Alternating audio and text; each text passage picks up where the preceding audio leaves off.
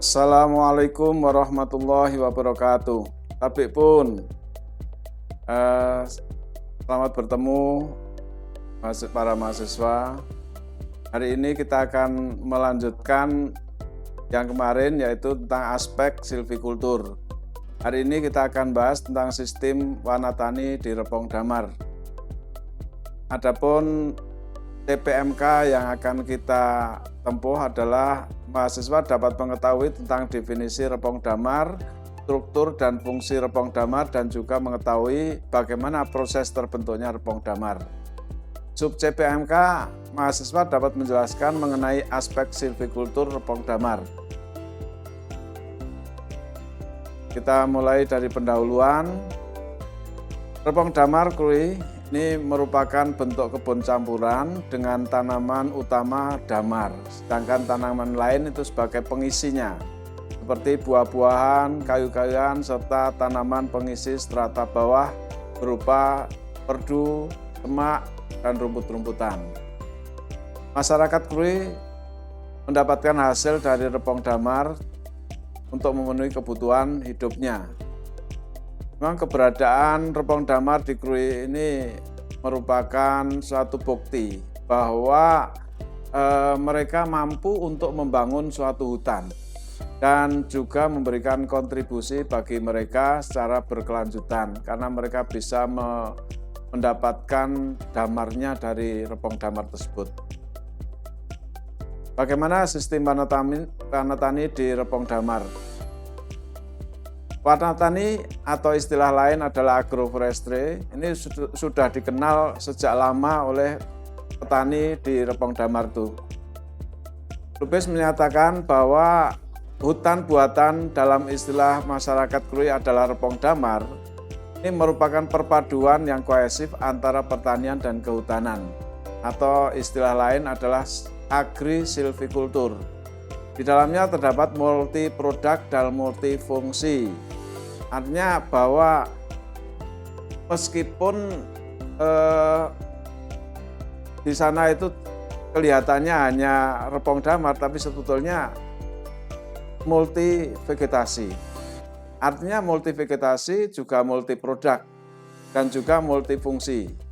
Repong Damar dikelola oleh masyarakat dengan pola warna tani yang meskipun masih sederhana pengelolaannya, tetapi setelah dapat membentuk suatu hutan yang stabil. Itu yang kita harapkan, bahwa dengan adanya dibangunnya hutan-hutan, maka iklim yang ada di tanah air kita itu menjadi lebih nyaman, lebih enak untuk dirasakan. Penanaman pohon damar di Repong Damar ini dengan yang dilakukan adalah merupakan kebun campuran yang berisikan pohon damar, kemudian pohon-pohon yang lainnya yang dianggap oleh masyarakat bisa menghasilkan sesuatu. Artinya di situ terdapat multi produk. Dalam agroforestry Repong Damar dikembangkan berbagai jenis tanaman buah-buahan maupun tanaman penghasil buah seperti tanaman pisang, pepaya, kemudian rambutan, sawo, dan sebagainya. Yang penting bahwa itu semua bisa menghasilkan buah-buahan dan yang bermanfaat bagi mereka. Kemudian di samping itu juga masih ada semak belukar dan juga rumput-rumputan yang ada di dalam Repong Damar tersebut. Dalam Repong Damar itu yang penting adalah adanya kontinuitas. Karena apa? Karena dalam teknologi ini ada beberapa prinsip yang dikembangkan di dalam pola warna tani Repong Damar adalah tanah itu bisa segera tertutup oleh tajuk tanaman dalam multi strata. Artinya bahwa permukaan tanah itu segera tertutup oleh tajuknya beberapa pepohonan dan beberapa vegetasi yang kemudian bisa menutup permukaan tanah sehingga tidak mudah untuk terjadi erosi. Makanya yang kedua adalah bisa meningkatkan kapasitas infiltrasi dan juga bisa mengurangi erosi. Kenapa? Karena adanya multistrata itu sehingga bisa mengurangi erosi. Kemudian dengan terkurangi erosinya, maka infiltrasi itu juga akan semakin meningkat. Kemudian dari itu, maka siklus hidrologi pun juga akan terjaga. Artinya bahwa sistem hidrologi di sana itu terjaga dengan adanya multistrata dari tanaman tersebut, tanaman yang ada di Repong Damar tersebut. Kemudian dengan adanya berbagai macam vegetasi yang ada di sana, maka masyarakat bisa mendapatkan hasil dari Repong Damar itu jenis-jenis yang mempunyai nilai ekonomi yang tinggi. Seperti damar sendiri, kemudian buah-buahan, kemudian dan jenis-jenis yang lain seperti tanaman obat. Kemudian juga yang tidak kalah pentingnya adalah mampu menciptakan iklim mikro. Karena iklim mikro itu merupakan iklim yang berlaku di tempat tersebut. Jadi tidak keluar dari hutan tersebut, ini yang namanya iklim mikro. Kalau iklim global itu iklim yang berlaku global. Sedangkan yang kita harapkan itu dari adanya pembangunan hutan, maka terjadi iklim mikro. Sehingga menjadi iklim tersebut menjadi lebih nyaman. Repong Damar yang mereka bikin ini adalah mempunyai bentuk yang khas, yaitu keanekaragaman jenis tanaman baik habitus, pohon, perdu maupun semak itu ada di sana. Jadi bukan hanya pohon saja, tetapi juga ada perdunya, ada semaknya, ada rumput-rumputannya, dan struktur komposisi yang ada di sana itu juga tergantung dari masyarakatnya. Masyarakatnya menginginkan apa? Kalau mereka menginginkan untuk ditanam buah-buahan, ya buah-buahan itu yang mendominasi. Selain damar itu ada pohon buah-buahan, penghasil buah-buahan. Kemudian pola Wanatani Agroforestry di Repong Damar adalah merupakan kebun campuran yang mengkombinasikan antara damar dengan tumbuhan hortikultura. Seperti misalnya penghasil buah-buahan dan tumbuhan berkhasiat obat itu merupakan vegetasi dari hortikultura yang diharapkan mampu untuk hidup di tempat tersebut. Pohon yang ada hampir semuanya ditanam oleh masyarakat. Jadi hampir semua ditanam oleh masyarakat kecuali yang memang dibawa oleh hewan kemudian tumbuh di situ. Secara alami itu bisa saja terjadi. Jadi bukan semua ditanam. Maka di situ bukan semuanya, tetapi hampir semuanya ditanam oleh masyarakat. Kemudian menurut King dan Chandler dalam Kadri 1992 itu bahwa Wanatani adalah sistem pengelolaan lahan yang berasaskan kelestarian, meningkatkan hasil lahan secara keseluruhan, mengombinasikan produksi tanaman pertanian dengan tanaman hutan dan atau dengan hewan secara bersamaan atau berurutan pada unit lahan yang sama. Itu menurut dia. Kemudian kita melihat bahwa Repong Damar pun juga mempunyai pola seperti itu. Artinya bahwa pengelolaan di sana juga berasaskan kelestarian. Artinya kelestarian hutannya, kelestarian Repong Damar dan kelestarian produknya. Itu yang kelestarian yang ada di sana adalah kelestarian hutannya dan juga kelestarian produknya. Kemudian yang selanjutnya adalah apa fungsi Wanatani Repong Damar bagi masyarakat. Memang banyak sekali manfaatnya, diantaranya adalah bagi Taman Nasional Bukit Barisan Selatan sendiri itu juga ada manfaatnya, sehingga Repong Damar dianggap sebagai buffer zone atau sebagai zona penyangga. Artinya bahwa diharapkan masyarakat tidak sampai merambah ke Taman Nasional, cukup berkutat di dalam Repong Damar tersebut. Jadi tidak sampai merambah ke Taman Nasional. Kemudian di situ kearifan lokal juga berlaku, artinya masyarakat tuh memelihara repong damar secara turun menurun, jadi bukan satu generasi habis, tapi kemudian diturunkan pada anaknya, biasanya anak yang pertama itu yang kearifan lokal yang mereka lakukan. Kemudian kalau repong damar hasilnya berupa damar itu kemudian dimanfaatkan oleh masyarakat untuk keperluan, misalnya untuk pendidikan, untuk pendidikan baik di SD, SMP, SMA, kemudian sampai perguruan tinggi, itulah yang namanya kearifan lokal yang mereka miliki.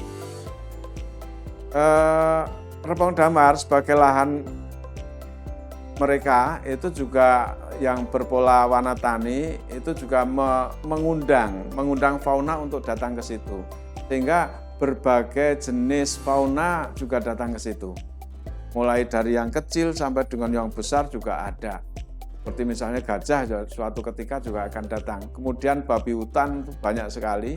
Kemudian kalau ke sana itu maka terdengar suara siamang itu juga ada ya, datang ke sana. Ini merupakan wujud dari suatu hutan yang sudah cukup stabil. Hasilnya dari repong damar itu beragam, mulai dari jasa lingkungan sampai dengan faunanya juga bisa dinikmati oleh masyarakat. Seperti halnya misalnya jasa air, kemudian dari repong damar, dari damarnya, kemudian juga dari cabang-cabangnya bisa diambil sebagai kayu, kemudian faunanya juga bisa kita dapatkan, seperti buah-buahan juga bisa dapatkan. Kemudian selanjutnya adalah bagaimana pengembangan repong damar. Apakah repong damar itu akan berhenti sampai di situ? Kemudian tidak ada kelanjutannya. Maka kita perlu melihat bahwa secara ekologis memang perkembangan repong damar itu seperti halnya kondisi ekologis yang lain. Artinya di situ terjadi perlindungan tanah, kemudian perlindungan iklim dan sebagainya. Ini secara ekologis. Secara teknis budidaya, ini tahap-tahap tanaman produktif itu dilakukan oleh masyarakat, mulai dari subsisten sampai dengan tanaman tua, bagaimana mereka merawat sampai dengan bagaimana mereka memanen. Damar mata kucing itu merupakan komoditas hasil hutan bukan kayu yang sangat penting bagi masyarakat sekitarnya. Dan damar mata kucing itu sampai sekarang juga masih menjadi komoditas ekspor bagi masyarakat ke negara lain. Memang masyarakat tidak mengekspor sendiri, tetapi melalui eksportir, kemudian damar tersebut dijual ke mancanegara. Mengingat pentingnya damar untuk dilestarikan dan juga kendala yang dihadapi sangat banyak, maka beberapa hal sebagai alternatif untuk mengatasinya, diantaranya kalau bijinya memang bersifat rekalsitran dan tidak bisa disimpan lama, maka dicari solusi penggunaan media penyimpanan yang sudah dilakukan pada jenis-jenis dipterokarpasi yang lain, antara lain misalnya dengan sulfur gergaji, kemudian abu gosok sudah dilakukan. Hanya saja bagaimana kalau itu diterapkan pada damar mata kucing itu sendiri. Barangkali ada yang akan mencoba untuk menggunakan media yang lain untuk penyimpanan biji damar mata kucing, silahkan. Kemudian kita mengetahui bahwa yang namanya damar tidak berbuah setiap tahun. Karena tidak berbuah setiap tahun, maka perlu dilakukan penelitian alternatif yang lain. Sebab kalau diperlukan bibitnya tiap tahun, ini nggak bisa tersedia buah damar tersebut. Maka perlu dilakukan alternatif lain, yaitu dengan menggunakan perbanyakan secara vegetatif, misalnya dengan stek pucuk. Stek pucuk nggak harus mengambil dari pohon yang besar, dari anakan yang ada di sekitarnya itu pun juga bisa dijadikan sebagai sumber bibit. Jadi bibitnya tidak harus dari pohon yang besar, tapi pohon yang tanaman-tanaman kecil yang ada di bawah tegakan itu sudah cukup. Karena apa? Justru kalau yang tua tidak baik untuk dijadikan sebagai bahan untuk stek, terutama stek pucuk. Stek pucuk itu harus yang muda, tanaman yang muda yang sekitar umurnya 2 tahun, 2 tahun sampai 3 tahun itu yang baik. Kalau sudah tua ya kurang bagus. Kecuali kalau memang yang di stek adalah batangnya, itu batangnya memang harus yang tua. Kalau batangnya yang muda nggak bagus.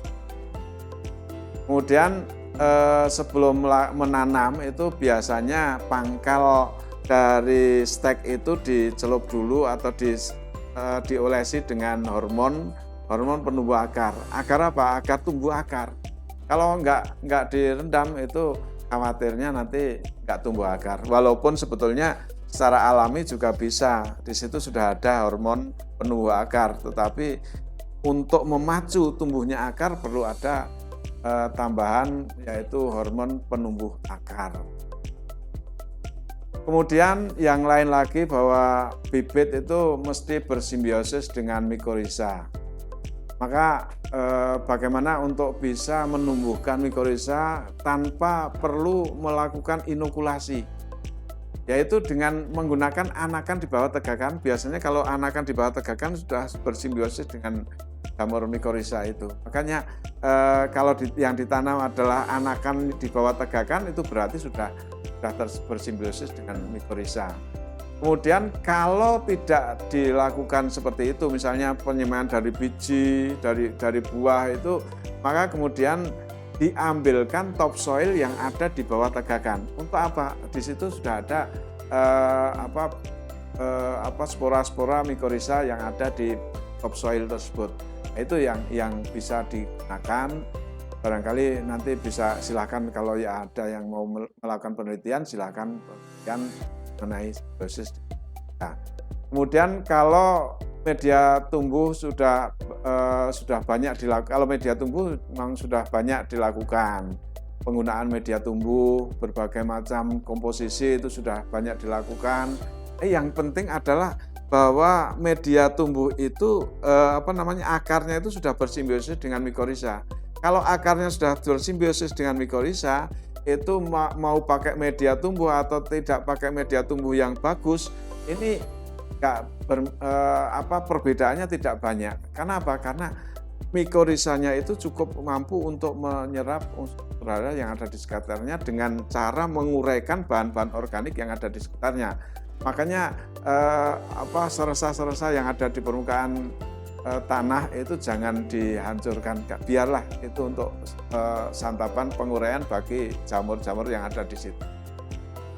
Kemudian masalah lain yang dijumpai adalah masalah kesehatan.